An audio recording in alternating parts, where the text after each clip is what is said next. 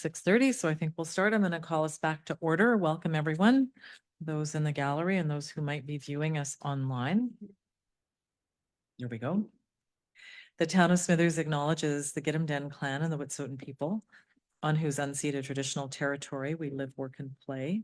And the public is notified that the meeting is being recorded and webcast, a notice of which is on the bulletin board outside these chambers. Council, there is an agenda and no late items, so a motion please to approve. Councillor Raven, Councillor Elliott. All in favor? Any opposed? And that's carried. We're going to start. We have two delegations this evening, and I believe our first delegation is joining us virtually. And Mr. Hominski, is that who we've got from Callion? Yes. You can hear Okay, me? I can hear you. There we go. Now I can see you. Can you hear us all right? Yes, it's perfect.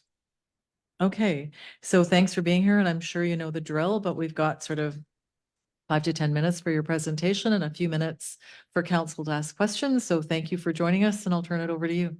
Okay, fantastic. I'm just gonna share my screen and then we'll get going here. Let me know if you're seeing that in the room there. Oh, Not yet. Not yet. Okay. Not sure. That's not going. Okay, 1 second. Sorry. It's okay.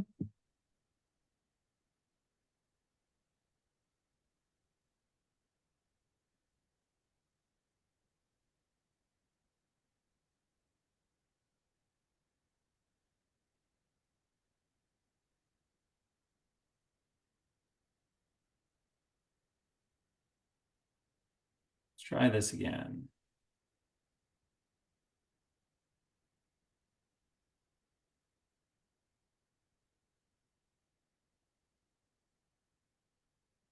Is that popping up now? No, we don't see it. It says I'm sharing my screen, so I'm not sure why it's not popping up.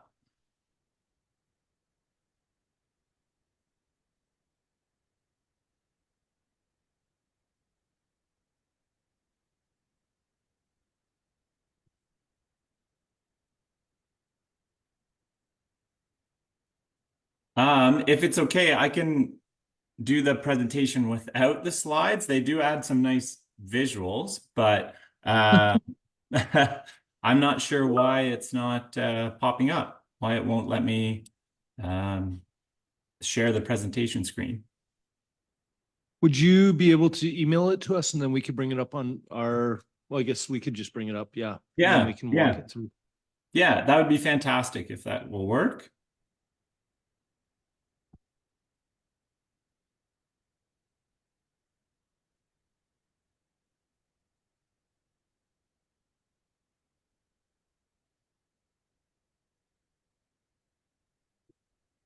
So we have it here on our end. When you want to go next, just let us know. Awesome. Okay, that's fantastic. Then just let me know when I can start and we'll get going.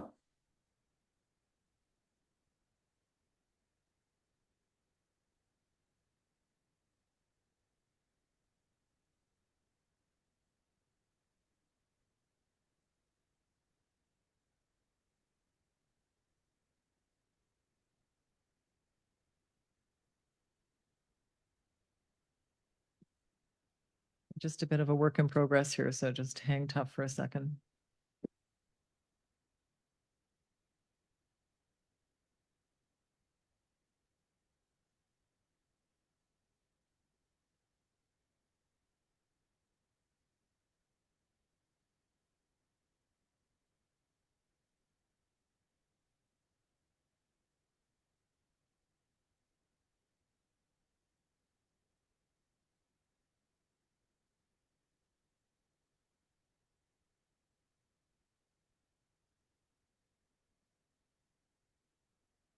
I think we're good to go. We've got it up and council has a printout of it if nothing's changed since our agenda was published. So we've got the slides and I think probably it would just be helpful if you said when you're ready for the next slide. Okay, and Fantastic. over to you. All right. Well, hello. Welcome, everyone. Thank you for having me. My name is Mike Kaminsky. I'm an emergency management analyst with Calian, and I'm going to walk you through the project I've been working with, me and my team, with Smithers, Telkwa, and the regional district for about the last year. So it's a flood mapping project. We can move on to the next one. So I'll do a quick little summary of Calian. It's a fairly large company that's based out of Ontario, and it's got a lot of different branches, but the team that I work on is in the emergency management branch. So we work with a lot of communities and organizations to develop emergency management plans and different hazards, specific hazard assessment projects. So we can move on to the next one. We're able to work across the country, and again, with a big focus on just building community resilience through various amount of different projects. And we've just started to get into cybersecurity as well. But we can move on to the next one and we'll start talking about flood mapping. So how we got engaged with this project in Smithers was through the Community Emergency Preparedness Fund. So that's administered by the Union of BC Municipalities, and it has a specific funding stream that is for flood mapping, flood mitigation planning, and flood risk assessment. So that's how we were able to fund this project and ultimately build the dashboard, which I hope you folks were able to access and take a little bit, kind of play around with a little bit, but if not, we'll go through that in the next couple slides. So we can move on to the next one. So how we started with this project began in about August 2023. So we're coming up on a year working on this product. And the first couple months was just a literature review and data collection. So we looked through the existing flood mitigation studies. There was one done for Telkwa in the last 5 years, and then another one for Ebenezer Flats that we took a look at. And then we actually did some site collection with drones and LiDAR to map out the Bulkley River in the study area.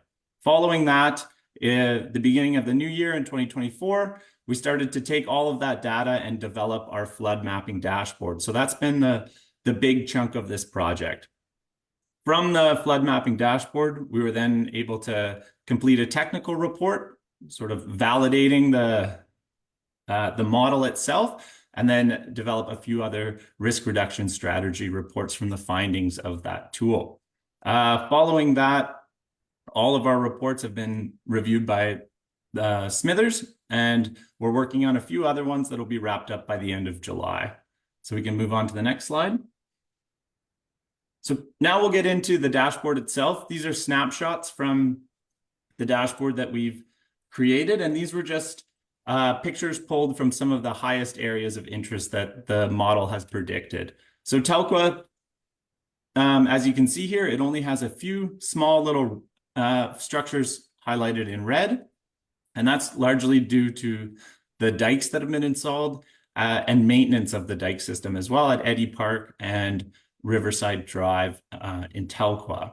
So something to note here, that this is the highest predicted flood scenario in the model. So it's saying that the Bulkley River is flowing at 1,700 meters cubed per second. So a really large flood scenario. And what we've found through historical data, that this would be a 1 in 500 year event. So this really is unlikely to happen, but it would be quite severe. For context, the largest historical flood that we've been able to find in the area, the river was flowing at 1,200 meters cubed per second. So a fair bit lower than this, what's showing on the model, as this is the most severe flood that the model will predict. And that flood, the 1,200 meters cubed per second, was back in the 1950s. So we can move on to the next one.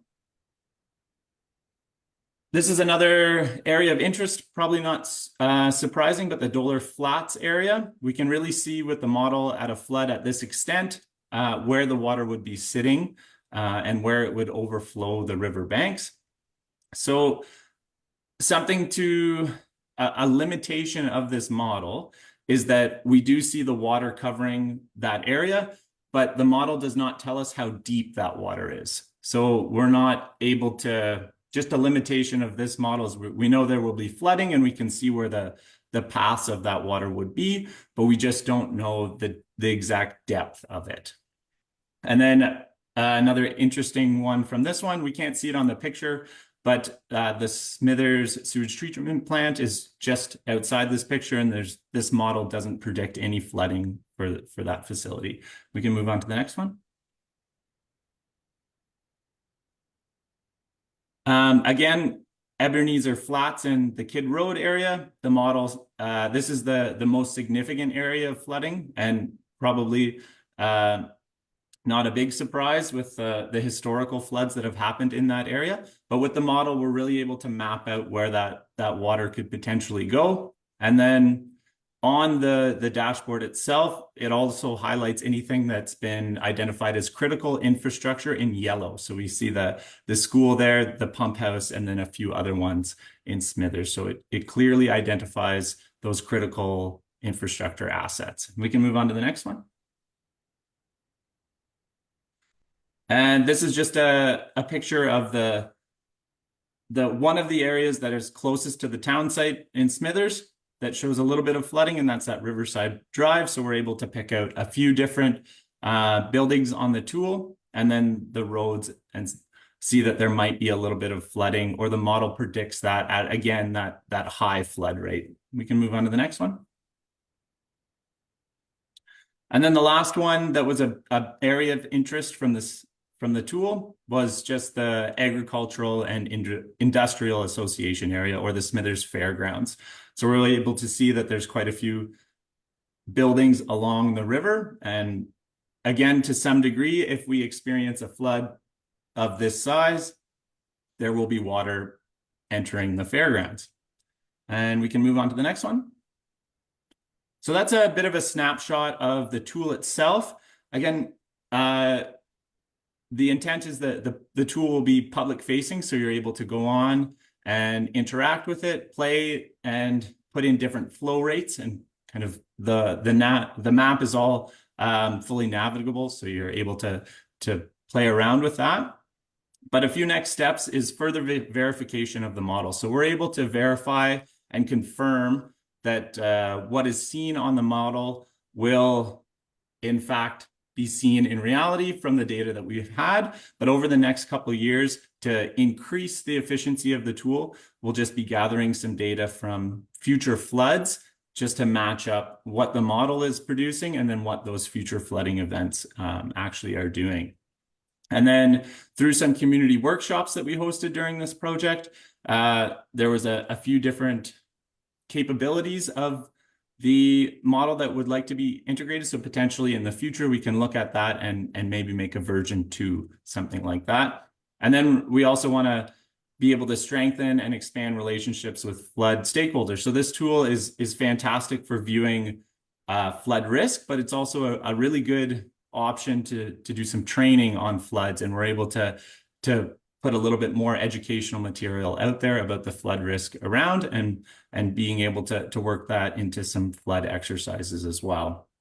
A few risk treatment options, which we did a public survey for. So this is the 3 highest thoughts from the public opinion, was that in the future, probably not a big surprise, but folks really love the idea of having sand and sandbags available when there's a chance of a flood, that they're able to kind of protect their own properties.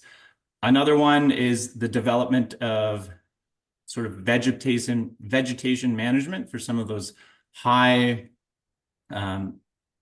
storm systems. So a lot of heavy rainfall. So there was some interest in that, and then develop the educational materials, which this flood dashboard will be. So again, it'll be public facing. So folks are able to go on there and find their property, enter flow rates, and see what different scenarios of flooding that could occur. And then we can move on to the next one. And that wraps up a quick summary of the presentation. Again, if you haven't already, I would encourage you to take a look at that tool. You should have all the login credentials. If not, we can make those available. But thank you for your time. And if there's any questions or we want to go back over something, it sounds good to me. Thanks, Michael. And I'll just look to the table if there's any questions or comments from council. Councilor Ray. So I just wanted to ask, so the scope was just the Bulkley River flood area, is that correct? It doesn't cover any of the tributaries, like Chicken Creek or anything like that?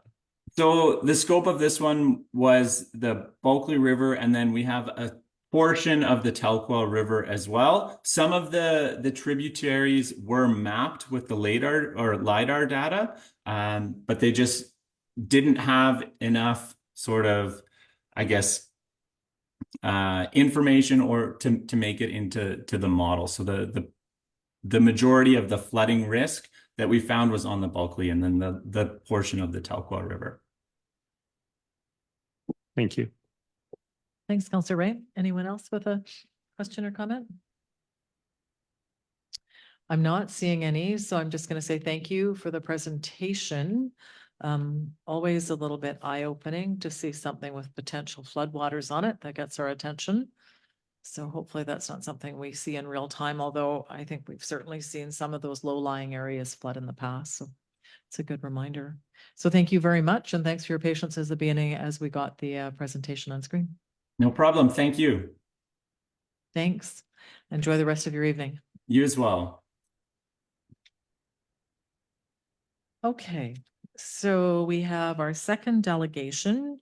So I'll just invite you up and feel free to just grab, oh, you got a second chair. Perfect. And I'll just reiterate. So we have your presentation as well, just confirming with Mr. George. Okay. And so we have that kind of 5 to 10 minutes for your presentation and a few minutes for questions from council. And welcome and over to you. And if you don't mind, just for our clerk as well, just introducing yourselves and then we'll get going. Hello, my name is Sarah Harvey. Do you want to just pull that mic down? Yeah, thank My name's Sarah Harvey, but pretty much everybody calls me Sally. And this is, Kayhan Gatavi. and we have been living in Smithers since September 2021, so we're relatively new Smithereens. And we're happy to be here. But prior to living in Smithers, we lived in many places across the country. And this first slide's just sort of highlighting, just to start, some boulevard gardens in some of the places that we've lived and in other places in the country. So top left-hand corner are boulevard gardens in Vancouver. And then down below is in fact the mayor of Victoria describing the advantages of boulevard gardening to a captive audience. The next top left is in Peterborough, Ontario, which is where we moved from most recently, and boulevard gardens were being actively encouraged in that community, which also gets a lot of snow. And that particular garden was given a special WaterWise award for planting plants that soak up water. Down below, that's Halifax, which is also actively encouraging boulevard gardening. And then maybe you'll think, well, they don't get a lot of snow, but the next one towards the right is Montreal. Montreal gets a ton of snow, and there's a lot of box planter beds there that are all over the city. And then finally, on the right-hand side are boulevard gardens from Sault Ste. Marie, right? Where you live too. So the objectives are, and Winnipeg down below there, yeah. So the objectives of our presentation tonight, and thank you very much for allowing us to come, oh, next slide, sorry, is to request after the fact permission for garden boxes on the town boulevard at 3756 Second Ave, which is our home. We're hoping to demonstrate the enormous potential benefits of boulevard gardening in Smithers, which is consistent with many statements from the vision, objectives, and policies of the Smithers OCP. And we're hoping to request council support for the development of boulevard gardening guidelines. So how did we get here? Well, we have lived across the country. Oh, next slide, sorry. We have lived across the country in many places that encourage boulevard gardening. So it just sort of seemed like a natural thing for us to do. So we were hoping to convert unused urban land to enhance sustainable agriculture and increase food security in our community. we're hoping to have some agency and action in being able to perform actions with respect to climate mitigation, and that's aligned with our values and concerns in the midst of a climate crisis. We're hoping to promote community connection with our neighbors and visitors to the community and to enhance the natural beauty of our downtown neighborhood. So bottom left is what you'll see the boulevard looked like prior to us putting the planter boxes there.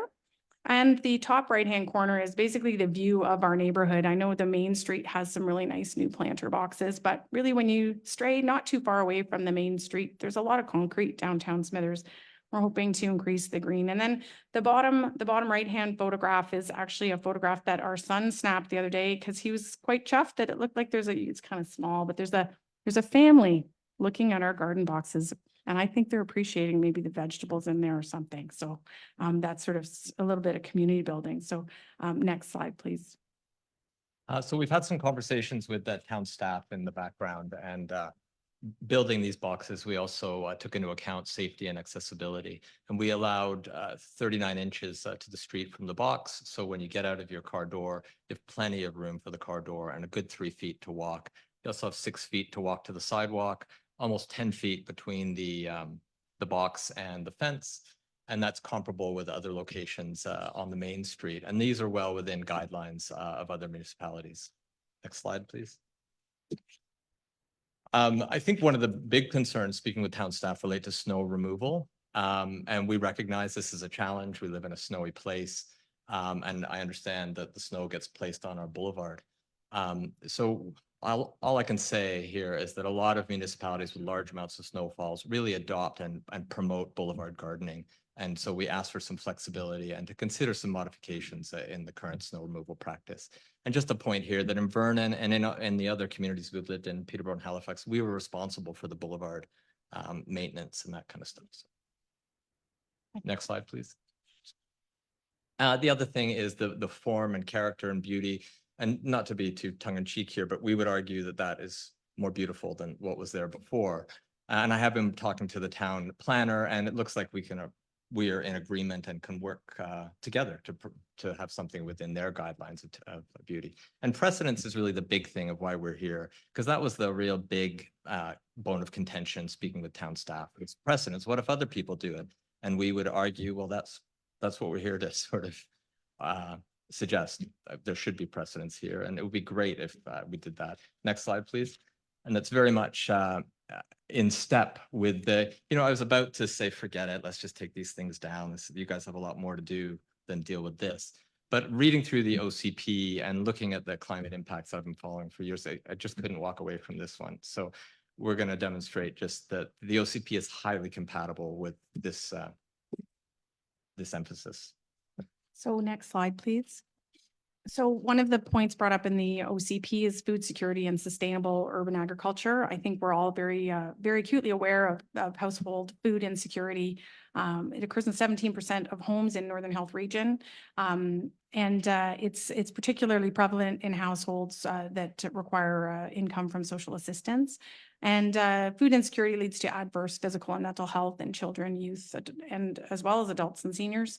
So directly from the OCP 4.2.3, foster sustainable agriculture and increased food security to achieve greater local self-sufficiency, access to healthy food. Smithers supports and encourages efforts that increase the amount of food grown, processed, and consumed locally. Then support local agriculture and food security, support on-site food production, including urban agriculture and greenhouses on a wide variety of land uses, including multifamily housing, town-owned site, and underused areas. So again, I think that this is consistent with this. And we have community organizations in support, Smithers Climate Action. And BV Groundbreakers as well. Which could partner with There's you. all kinds of educational opportunities here. Next slide, please. So the climate leadership vision is great, very ambitious targets of 40% by 2030 below 2007. And between 2021 and 2022, we were up by 3.4% in the province. So we really have to throw everything at this. Turf and grass is what is used mostly on boulevards nowadays. It should say carbon positive, slightly carbon positive. And the maintenance of these emit greenhouse gases, methane, nitrous oxide, carbon dioxide. Well, vegetable and perennial gardens are carbon sinks with their deep roots. 1 hour use of a commercial leaf blower, which is used to maintain these areas, is as much greenhouse gases as driving a car for 1,700 kilometers. These are known as the devil's blow dryer. And one gas-powered lawnmower emits 106 pounds every season and or 480 kilometers in a Camry. So these are highly inefficient machines that are really used to manage these boulevards. Next slide, please. To identify, protect, this is another objective in the OCP, and where possible, enhance ecologically significant areas for the long-term benefit of residents. Native pollinators are in steep decline across the province and country, and we don't have crops without pollinators. In the north, we've got 224, and the major threat to them is loss of habitat. So we would argue that this is an area to identify and protect, and grass will reduce pollinators while other plants, flowers increase pollinators. And gardens provide food and habitat for birds and other wildlife. Another objective is to minimize the negative impacts on the environment, support development that avoids unnecessary impacts. Again, this gas-powered landscaping equipment goes against that. Next slide. Protect the environment to protect human well-being. So Boulevard Gardens will improve air quality. It absorbs carbon dioxide, releases oxygen. The pollutants coming from these machines to maintain the boulevards are highly toxic coming out the back in terms of emissions. These hydrocarbons are highly inefficient. 30% just goes up unmetabolized or just goes up into, and anyway, these are bad things. Pollutants from the front end, just the dust that we blow, the herbicides, the fungicides, the spores, the metals, the fine particulate matter. We know, I've been following this with interest and giving presentations on, as a psychiatrist, the neurodevelopmental and neurodegenerative. So the increased rates of dementia, autism spectrum, ADHD, and of course, we all well know the cardiorespiratory and cancer risks. Next slide. Yeah, this one, just to reiterate the point, many communities across the country are actually banning these machines, leaf cutters and green, because of the noise pollution. And a span of half a kilometer, you get this low frequency din that crosses walls and causes all kinds of health problems and includes impacts on wildlife and pollinators. Next slide, please. So Boulevard gardening does enhance social well-being. So it reduces levels of stress, depression, anxiety, improving diet because people can grow healthy food, improving dexterity, strength, and aerobic capacity. And actually gardening delays dementia greater than walking, increasing walking, education, and decreasing alcohol intake. Next slide. So town operations, just a point about the habitat, carbon sinks. Gardens would also act as a carbon sink. Again, minimizing the risk of use of these machines. Go on, please, next slide, sorry. Stormwater waste management, these will absorb stormwater like Michael was talking about, whatever he was, soil swales. And waste reduction, we've got 2 years of compost in that stuff, so promote composting. And again, the transition, I think the transition to battery powered is where we need to go. It's going to be very costly. It's going to be very challenging, but it's where lots of municipalities are going. But we just say, in the meantime, let's just reduce the need for these machines. So next slide, please. So Boulevard Gardens obviously can add visual interest to any and otherwise barren urban space, can make walking and cycling more interesting. So the view of our boulevard currently is the bottom right-hand view. So it could be better. So in conclusion, Next slide, please. next slide, sorry. We're a couple of the points from the vision of the OCP. Smithers has a deep appreciation for the natural environment that sustains and defines the community and desires to protect it through progressive actions. Next slide, please. Downtown is the vibrant heart of the community. The community will foster an environment that relies on community dialogue, collaboration, innovation, and partnerships, and continuing to build a stronger, more resilient community. We're hoping that we can keep these planter boxes, that we can work with the community, come up with to collaborate with other organizations to come up with some parameters around this. And at the very least, we hope that the town won't ask us to take them down so that we don't waste the food that's growing in this time of food scarcity. Thank you. Thank you. Thanks. You're rushing through to make that. Yeah, comment, so I- 10 minutes. And there's lots of boulevard gardening guidelines made by municipalities across the country. We don't have to reinvent the wheel. Okay, thank you very much. And I'll look first to council to see if there's comments or questions. Take a breath. Councillor Ray. Just a question on your last point there. How long would they need to stay up to avoid wasting this year's food? Well, usually vegetables are harvested in the fall, like September, and there's actually pumpkins there too. So maybe October.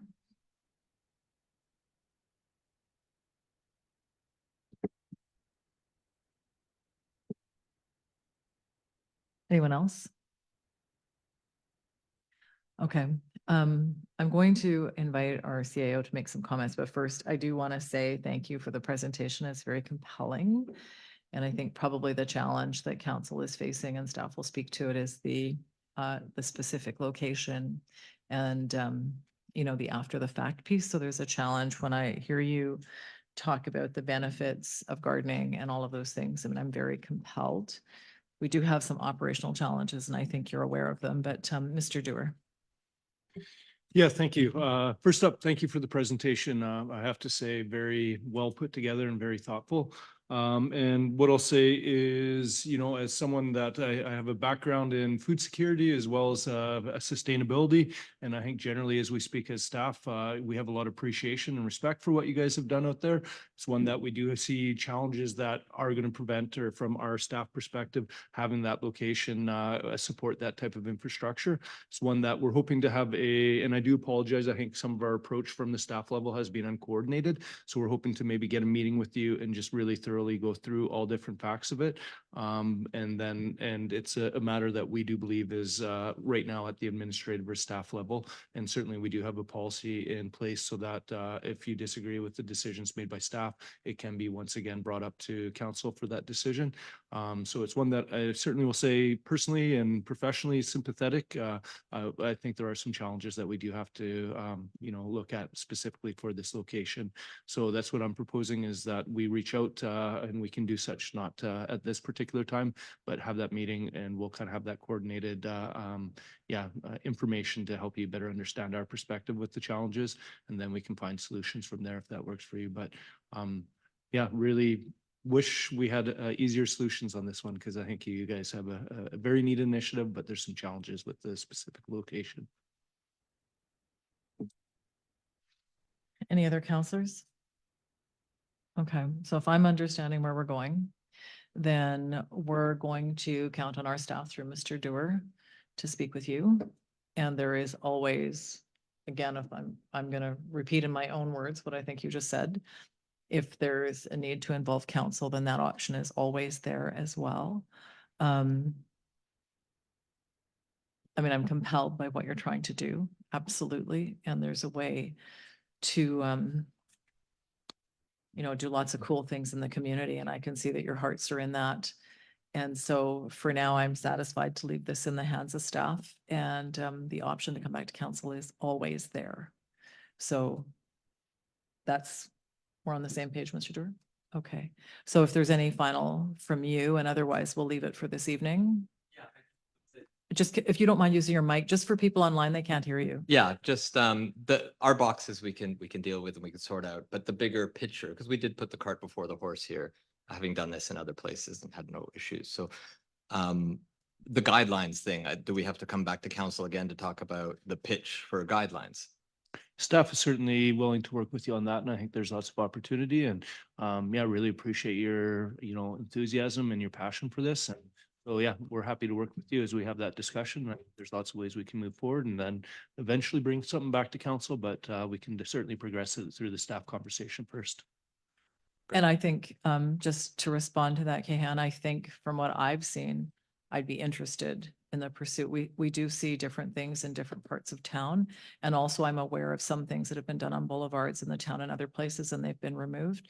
And sometimes it relates specifically to what's underground or what happens on the surface in that specific location. So not all real estate is the same either, but in terms of guidelines and supporting some of the things that are in ROCP and that you've identified, is very compelling. And just in terms of the stuff underneath, other guidelines say it's part of the risk you take. You can lose your stuff if they need to get to that. So that's a given. Yep, and I think we can certainly work together to figure out some ways to move forward. But yeah, I think there are some challenges in this particular incident. So Thank you. look forward to Yeah, carrying the thank you. conversation. Thank Thanks you very much. Yeah, thanks everyone for your time. And thanks for bringing something to us for future consideration as well. Much appreciated. Okay, council, how are you doing? Are you ready to move on, or does anyone need a break? Okay. Well, let me find myself.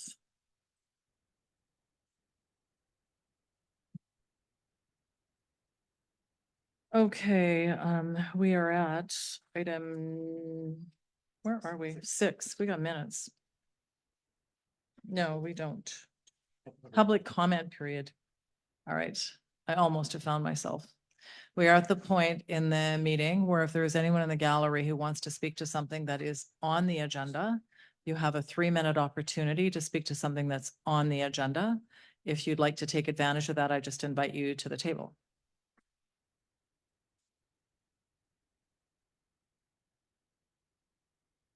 Okay, I'm not seeing anything. We don't have any public hearings. Oh. Yeah, so just come forward and just for the record, if you don't mind, you need to press that button so that the mic is live and introduce yourself and also identify the item. So council is with you. Certainly, I'm Brian Mitchell. I'm here to speak to Jehan and Sally's presentation pertaining boulevard gardening. I think they make a very compelling case for developing a set of guidelines for this town. As an individual pretty well involved in the agriculture sector in the valley, I think it's really important to provide gardening opportunities for children and youth to be able to connect in really easy, accessible ways. And I think there's a really great opportunity to expand that opportunity throughout the town. So thank you. Thanks so much. And if you don't mind just taking a moment, Brian, just to talk to the clerk, we record names and addresses just for our records, if you don't mind. Thank you so much. And if there's anyone else in the gallery, I'd invite you now. Otherwise, I'm just going to move on with the agenda.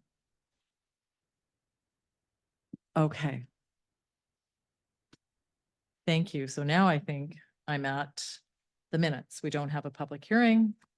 And council, we're at 8:1. We have the minutes of the council meeting on June 25th for approval, please. Council Raven moves. Seconder, please. Council Ray seconds. Any errors or omissions? All in favor? Any opposed? And that's carried. Then we don't have anything under item 9 and there's no business arising. So our council reports, Councillor Buikema. Thank you, Mayor Etchell. 2 things to report on. First of all, on June 26th, I attended a retirement event for Karan Doler at the BV Regional Pool. Karan Doler spent 23 years working at our local pool, and I just want to publicly thank her for 23 years of service. Kind of encouraging. At our last council meeting, we celebrated someone who spent 27 years working for the same organization, and Karan spent 23 years. And you don't always see people staying with an organization that long anymore nowadays, so it's certainly worth celebrating. And then today, Michael Dewar and I attended the Chamber of Commerce meeting. Usually I bring a verbal report to the meeting, but today was all about giving chamber members a chance to meet Mr. Dewar. And we had I think you had a conversation with the chamber for about 1 hour and 15 minutes. And for many members of the chamber, they'd never met Michael. So I think it was time well spent. And that's it for my report. Thank you. Thanks, Councillor Buikema. Councillor Elliott. Thank you, Mayor Attrell. On June 26th, attended a meeting with council with representatives from West Fraser, Pacific Inland Resources. Had some good conversation about industry and some of the challenges there. And on July 1st, of course, was Canada Day. Attended the celebrations on Main Street. Was a really well-attended event. There's probably maybe 500 people there at least. So it was a really good day. I think of Monday helped. But the weather cooperated, and yeah, I'm just really proud that we had a great celebration in Smithers this year. Thank you. Thanks, Councillor Elliott. Councillor Leonard. Like other councillors, Councillor Elliott, I attended the meeting with PIR on June 26th, and it was just good to get their perspective on the future forestry in our area. Thanks, Councillor Leonard. Councillor Patterson is on leave, and Councillor Raven. I have nothing new to report. Thank you. Thank you, Councillor Raven. We're mixing up names tonight Oh, too. that's fantastic. I'll take it. I'll take it. Councillor Raven Does goes that mean I once. get to be Councillor Ray tonight? That'd be fantastic. I can turn this smile upside down. No, sorry, on the 26th, I attended the APC meeting and there is a recommendation that I will come back to. I also attended the PIR meeting along with mayor and council. On the 27th, I attended my first health committee meeting after being appointed liaison there. The highlight is that they are working on a health fair, which is coming up in October. It's going to be open to everyone, so stay tuned for that. Later that day was the business walk in partnership with Coast Mountain College. Mayor Attrell and Councillor Patterson were also in attendance. Canada Day, July 1st, the BV Museum Walk was fantastic. Kira does a wonderful job every year. Then on July the 3rd, there was an art gallery meeting. And one item that I really wanted to highlight is that they have their 6x6 auction coming up this fall. So that's one of their main fundraisers. And at this meeting, they came up with the theme this year. So I asked if I was allowed to mention it and they said, please do. So the theme this year is what brings you joy? So capture what brings you joy, favorite places, activities, beloved pets, the delight of a morning cup of coffee. And if you're looking for an extra challenge, consider using a medium or media you've never used before. Create a piece that stretches your artistic imagination. So that's going to be coming up in October. And then July the 6th, there was the Witzinqua Community Forest event where they were able to hand out really big checks to a lot of local organizations. And it's just good to be reminded back to the PIR meeting that, you know, forestry is still definitely a big piece of our community. Circling back to the APC, there is the first recommendation is going to come up later on in staff reports, but then there was also, I would like to move the APC recommendations regarding the short-term rental presentation. So 8.2. Okay, Councillor Ravens, so I'm with you. You're moving that series of recommendations that have moved by Newton in the, Yes. okay. Is there a seconder? We're just going to get some clarification then. This was something where I was going to look to staff for a little bit of an update. So since we'll just hold because we don't have a seconder yet. So either Mr. Doer or through to Mr. Allen, just a recommendation on next steps. So we see the recommendation of the APC. What's your pleasure, Mr. Allen? I know we're still getting feedback on the STR, so. Yeah, thank you, Mayor Attrell. So this was just a motion by the committee or the APC members, just in support of the staff bullet points that were presented at the meeting. And they're just captured as part of the motion, just for council to know that the members support what's being brought forward to council from staff. So. Sorry, so in some ways, just receiving the minutes actually brings it to staff. Do we need the motion then? I'm just a bit confused with the motion, so I'm just trying to follow the bouncing ball here so we handle the process well. Easy enough to bring it to council's attention, but by being in the minutes, it's already to our attention. Mm-hmm. I'll take the blame on that one. I provided some poor guidance earlier, so let's leave it as is. My mistake. No problem. Sometimes there are motions out of the APC that we deal with, sometimes in the council report and sometimes in the follow-up staff report. And we don't have them enough for me to have a clear lens on where we're going. So in this case, if it's for information, we've got it. Mr. Allen, go ahead. Yeah, I just wanted to clarify for council that these bullets are not part of the minutes from the APC. These were actually extracted from the staff report. So there is a bit of a difference there. And it's just simply that the members wanted council to consider supporting these bullets based on the recommendation from the committee members. I guess that's just what was brought forward from the commission. So. Yeah. Well. Councillor Leonard. The way it reads, though, is the APC is advising council that it supports the proposed changes. That's all it says. So where do we go from here? Well, I think that's my point, is that it's information. And Received. so by virtue of getting the minutes, we are advised. And Mr. Allen can correct me if I'm wrong, but we're going to deal with staff on staff recommendations at the pleasure of staff. So at some point, staff are going to bring us a report that says, we want you to do these things, and we'll debate it at that point. So am I following this properly? Correct. Okay, so sorry, Councillor Raven, but I don't think we have to do this. We have received them. You can't unreceive information that's in front of you. Once again, my apologies. for No, the it's confusion. fine. Just want to get through this. We live and learn every meeting. And actually, I saw your hand at some point too, but I was speaking. So did you have something you wanted to add, Mr. Shorter? No, not at this time. Thank you, Mayor. Okay.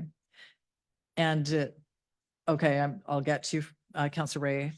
Generally, we're not going to do anything with the minutes because they're in front of us or included as part of the package. So it's not our practice to have motions to receive. So with that, Councillor Ray. Sorry, I just wanted to ask through to Councillor Raven while it's in front of us. I noticed that it wasn't voted on unanimously. Could you speak to perhaps why those that voted against gave reasons? Councillor Raven. A couple of the things there was some discussion that perhaps it didn't go far enough and was actually a bit too conscriptive. So specifically, I do remember there was some conversation around the business license amount. There was some discussion about whether it should be more or not. So the fact that that specific thing was mentioned, and these all kind of they all went through as a lump. So yeah, and also there was just some confusion. Just some people were just against it because they didn't like STRs too. So there was that piece.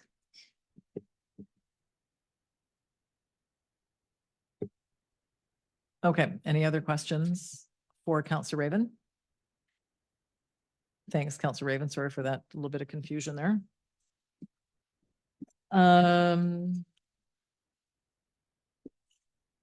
Councillor Ray has gone. My report is there. As always, has the update from the Strategic Priorities Committee or the standing item.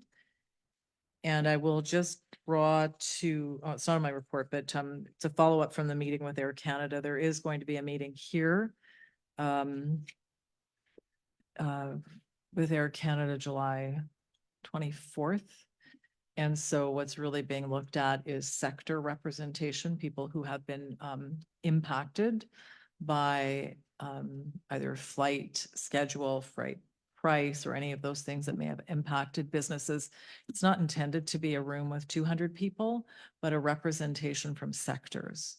So ones that were noted by the folks from Air Canada include tourism sector, those in support like the supply sector for mining. So if you're thinking about it, I would appreciate if you would just send me information and I'll keep everyone in the loop. But that's it's good news to know that they'll be here. And so we'll be able to hear from people directly, but it's not just about hearing you're unhappy with something, a specific impact. What's the impact to a business or a sector by either flight schedules, changes in schedules, or something to do with pricing, something that's actually within the purview of the airline to deal with versus just something that we can't, we all love to complain about things, but that doesn't help. So specific info. So there you go. That's the only little update. And other than that, if there's any questions, I'll take them, or I'm going to move on. Okay. We will skip to then the 14s. So first up, report from Mr. Schroeder on the Farmers Market Gateway sign request. And there is a recommendation. I'll just open it if anyone had questions. I do have one comment, but. So a question through to staff, then you're just looking for us to approve hanging the sign and you guys will decide when it can be hung? Mr. Schroeder. Thank you, Mayor. To the question, yes, that's correct. There is a limited amount of sign space and a limited amount of time, and a lot of that has already been taken with the signage that have been pre-approved or approved this year. Maybe just as a follow-up to that, I noticed when I went past the signs today that the sign is up for the BVX. And my comment is just a change in seeing how the signs are used. First of all, it's lovely to have nice signs, like a nice sign thing to hang the signs on again. It looks very attractive. What I've seen change over the last few years is something where there was signs for a short period of time advising people of an event of a major scale. Certainly the fair or midsummer would fit with that, to now where we're doubling up on signs and seeing the fair sign that is going to be there potentially for 6 weeks is a big change from what I remember. And I appreciate that this is within staff's purview, but it makes me question the purpose of the signs. So if there were an event scheduled for, I don't know, the August long weekend, is the intention now to have sort of 2 signs all the time, or people can have them up for a long period of time? Are we going to take them down? It just seems we've moved a long way from what was how the signs were used. And the other, which is really outside my wheelhouse here, but I can't help it, is it would be really great to have a little bit of feedback to the users, because as someone who goes by the signs regularly, when they're really busy, they're not readable. And so they're not actually serving any purpose at all. But mainly it's about how we're using them and how that's transforming in terms of what the purpose of the gateway signs are. Thank you, Your Worship. Staff has heard similar comments and has identified that Smithers does not have a wayfinding strategic plan for the community. So that's being under review for these larger conversations of the audience, the need, and the different signs that are up in our community. So that's being looked at as we proceed forward.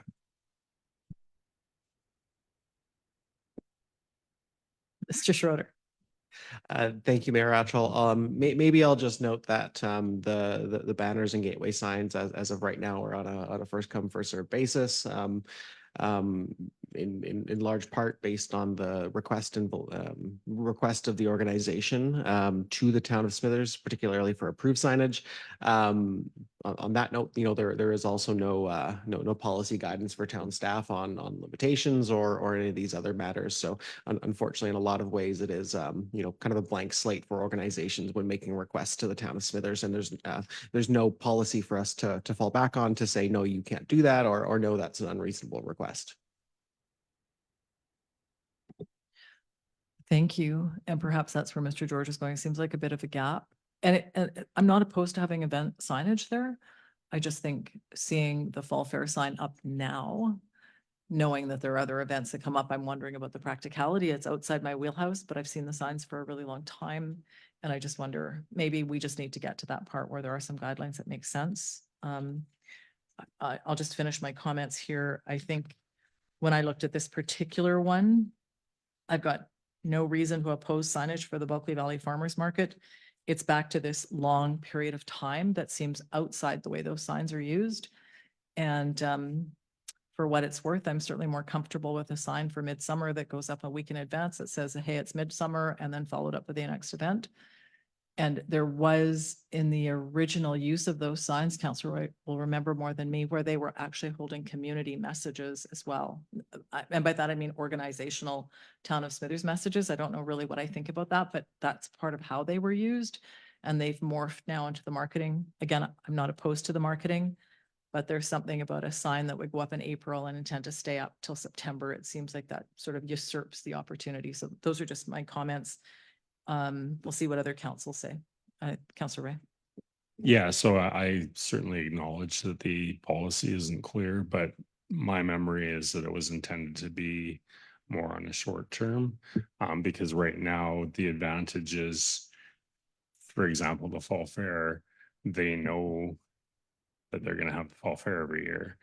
The farmers market knows it's going to be operating every season, and as it stands now, you could potentially have a one-off and not be able to put a sign up because it's already been approved for somebody else. So my suggestion is that, I know there's a million things on plate, but I think maybe the policy needs to come back or be rejigged. Just more for that kind of thing. And maybe there's, if there's 2 signs, maybe there's one sign that's a little more permanent, because I think it started out with messages like welcome to Steelhead Paradise that stayed up longer. And then the second sign was for those kind of not one-offs, but for a couple weeks kind of signs. So that being said, I like the farmer's market sign. And I think the other thing is that I would rather see a sign up there for a while than no sign that you can just see through. So there is that about it as well. Thanks, Councillor Ray. Anyone else? I think the other part, going back to the institutional signs, is they filled the gap. That, you know, there were these institutional messages that were there all the time and they were displaced by the marketing messages. So I also agree we probably need to take a look, and I would suggest now that we have some expertise on staff in the design world that like, let's approve signs that you can read at highway speed. Because it's a waste of money and time for everyone if the sign's not legible. So I think having an oversight internally by someone who can actually look at them, and we have that expertise now. And I'm personally, I love the farmer's market. And I don't think you're gonna be able to read their sign. So it's a waste of money for them as well. So I just think it needs some work. So anyway, there is a recommendation here. Based on what I've seen, I'm just going to say I'm going to vote against it. So there we go. Someone makes the motion to declare my intent as we are supposed to do.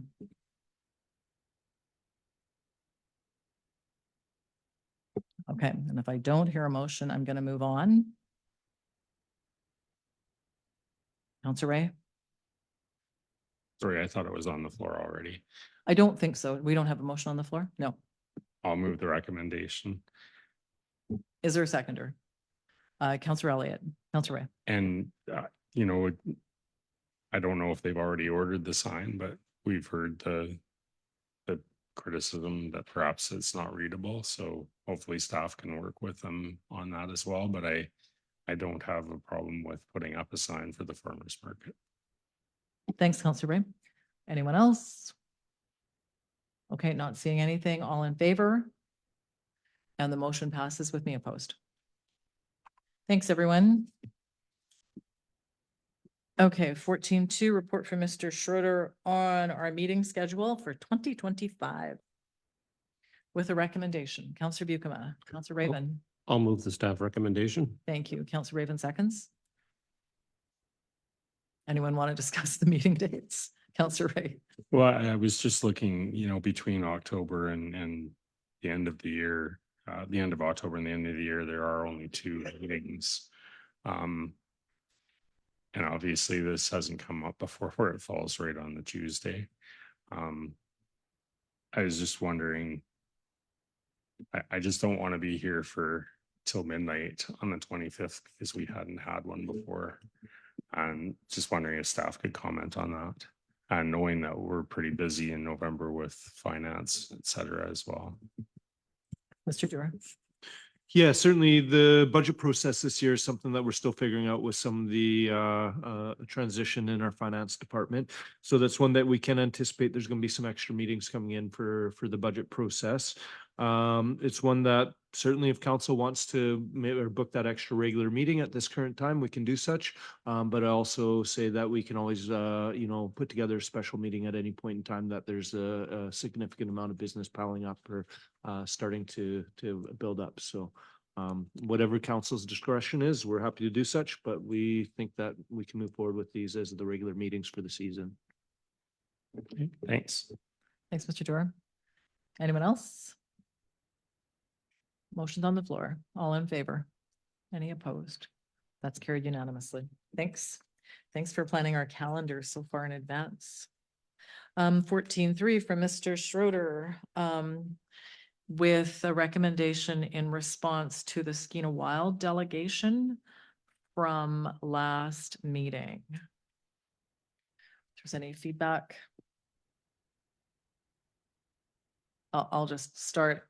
I think just to the background, Mr. Schroeder, there was some differences from the previous letter in that this was specifically just to the background, specifically to Alaskan Intercept, which is a little bit different. And I think I saw something earlier come out about Alaskan Intercept as well, but So council's pleasure, but I did view the request as slightly different than that from what we received from our local business community, but council, if you have any response, I'm happy to write a letter at your direction, but and the UBCM thing is fine as well, but whatever your pleasure is. Councilor Ray. I'll move the recommendation plus and that council authorizes the mayor to write a letter regarding Alaskan fishery intercept. Is there a seconder?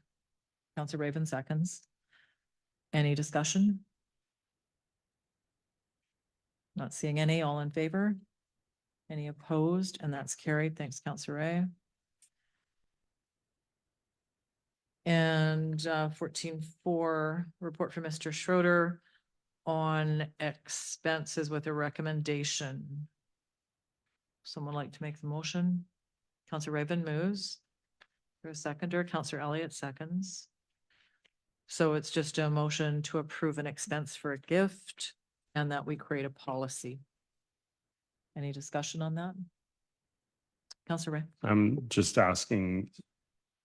So I was thinking that it would be good if the mayor or somebody else could do that without, would the policy speak to who would get recognized? Like if there are some kind of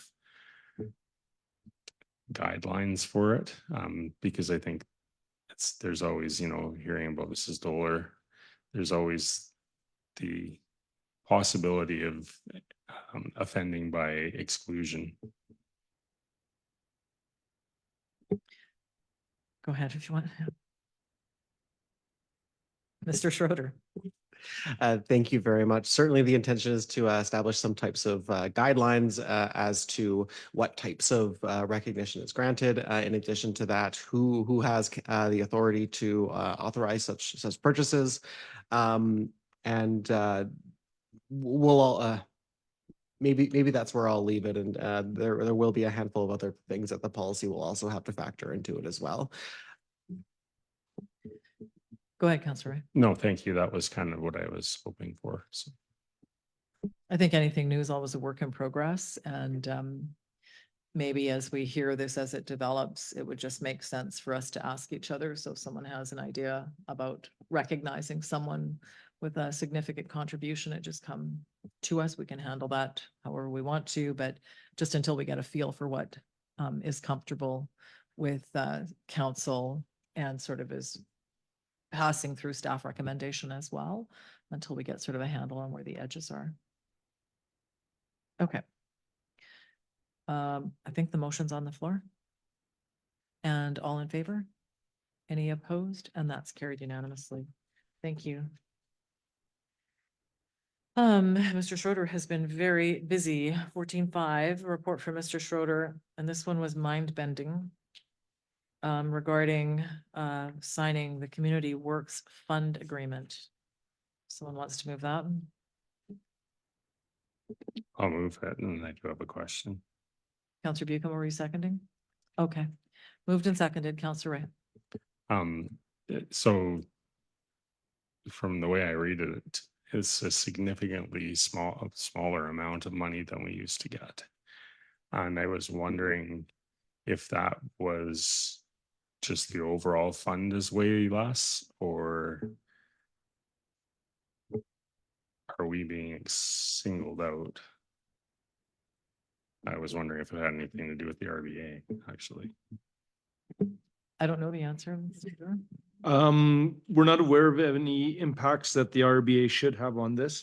And I don't actually know what our previous funding source was, so I can't speak to whether it being.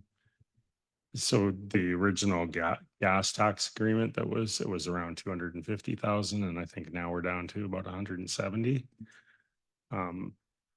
What's that?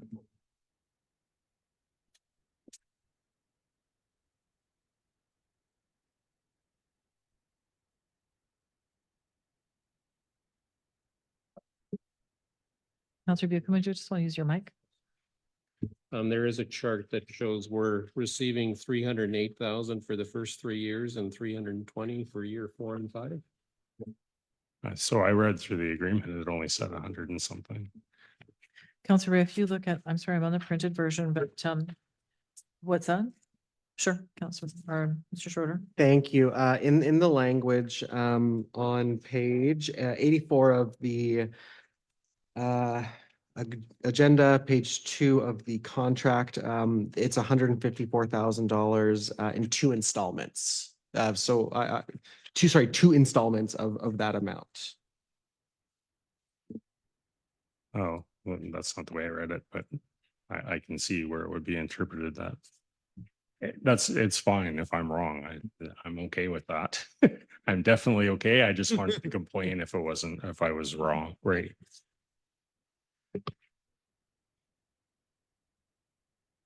It's okay, we'll just take a moment. So there's the page that Mr. Schroeder referenced, which was 84 of 311 in my package, and then the chart, which I think you've just passed to Counselor Ray.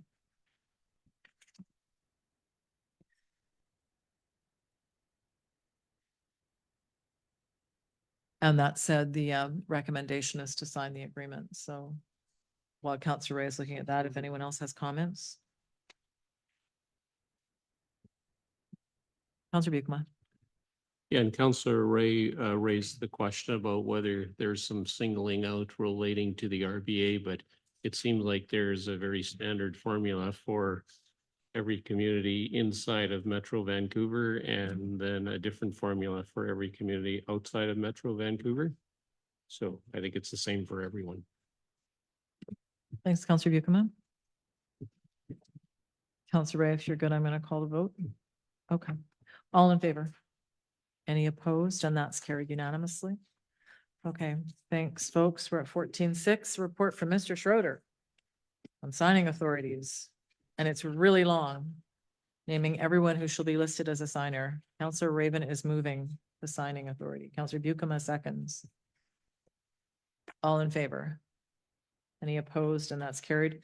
And this happens every time we have a change in signers, and the whole list has to be redone. So everyone pay attention for when you're called to sign. 14.7, report from Ms. Chandran, and this is regarding Chamber of Commerce license of occupation for Frozen North with a recommendation. Anyone cares to move it? Counselor Elliott moves. Is there a seconder? Counselor Buchma seconds. Any discussion? I don't know if anybody remembers, I voted against allowing them to stay there that long, but I'll vote for this. It was cut off because we were expecting to have something done and it's not done. Okay. Not seeing any other hands. All in favor? Any opposed? And that's carried unanimously. Thank you. 14.8, report from Mr. Lee on the storefront spruce up program with recommendations for how to divvy up the money. Counselor Raven moves. Seconder, Counselor Elliott. Questions? Of one, I can't remember. We dropped our application a few years ago. We used to do 20, and then seeing all the applications. And I should know this from sitting on the rack at NDI, but are we able to apply for a bigger amount in the future? Did we choose to apply for 10? Or is that all that was available? Mr. Allen? Yeah, I can speak to it. Thank you, Mayor Attrell. Yes, we did apply for 20,000 each year, and I know it's in the report when it was reduced to 10,000 because due to lack of applications. So with this year's program, with the oversubscription, now we feel we're in a pretty strong case to apply for the full 20,000 like we normally have. Thanks. And as soon as you started speaking, I saw it in the report. So Okay. sorry about that oversight. Counselor Buchma. Thanks, Mayor Attrell. I just appreciate the fact the scoring metric was used because I think that's really important for local business to know that, and that it wasn't just done arbitrarily, that the 3 recipients weren't just selected arbitrarily. So thank you. Anyone else? Counselor Ray. I noticed that there are a couple of applications that didn't actually have costs attached to them, and I'm assuming that's why they weren't scored. Is there plans to maybe improve the communication on the application process. Just, I'm assuming they didn't know they had to do that. I'm having I a mental came- breakdown. Adrian, I can't remember your last name. Smith. Smith, Mr. yes. Smith. Thank you. Yeah, I came on board to help out with this project and so I went through all the applications and there were some which were far more detailed than others. So how those people got to that stage where they're just handing in, please can I have some money? I'm unaware, but that was noted during the minutes of the meeting and we'll put that back out for when they reapply next year, perhaps more detailed invoicing, estimates, that sort of thing should be done. Thanks, and that wasn't meant to be a criticism of staff, just sometimes things like that crop up, so. Thanks, Counselor Ray. Counselor Raven. So I fully support the businesses that came forward and were put forward by the APC as well. One thing I just wanted to highlight is that the Spruce Up project can also be used for accessibility, and that is something I just really wanted to reiterate to the business owners. And it was also brought up at APC is the fact that none of the Spruce Ups actually had anything to do with accessibility. So it's just something to put out there to the businesses is when you're redoing your front or redoing your doors, it's just really thinking about that accessibility piece. And if you're already doing a reno, I mean, just really starting to think about that little bit could really benefit downtown and the community as a whole. Thanks, Counselor Raven. Alrighty, ready to vote? All in favor? Any opposed? And that's carried unanimously. Okay, good work, folks. So we are at the 15s. So we have the report from Ms. Timler, who is now on leave. And so, yeah, this is her last report for a while, just for information. And we have the municipal markers with the addition of communications in there. So a little bit different looking than before, just with extra info. If there's any questions on either of those reports for staff? Okay. And we just have the last piece then, 18.1 for information. And I don't think it's open yet. I sent it off to Marcia today for registration, so it's not open yet. But if you're interested, there you go. And I think that's it. Anything I missed? Any last comments? In that case, I think I'm ready for a motion to adjourn. Counselor Elliott, Counselor Raven, all in favor? Any opposed? We're adjourned. Thank you, everyone.